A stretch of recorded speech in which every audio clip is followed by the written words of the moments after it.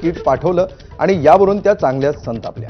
या किटच्या पिशवीवर चित्रविचित्र फोटो आहेत आणि या किराणा मालाचा दर्जा चांगला नाही असं यशोमती ठाकूरांनी म्हटलंय। दरम्यान दरवर्षीप्रमाणे यंदाही यशोमती ठाकूर यांच्या घरी मिठाई आणि किराणा किट पाठवल्याचं रवी राणा यांनी म्हटलं। हे पाकिट माझ्या घरी देण्यात आलं आणि असं सांगण्यात आलं की जरा आम्हाला फोटो काढायचा आहे आणि यशोमती ताईंच्या घरी आम्ही किराणाचं पाकिट दिलं। परत जर असं केलं ना तर तुम्हाला चांगलं उत्तर मिळेल।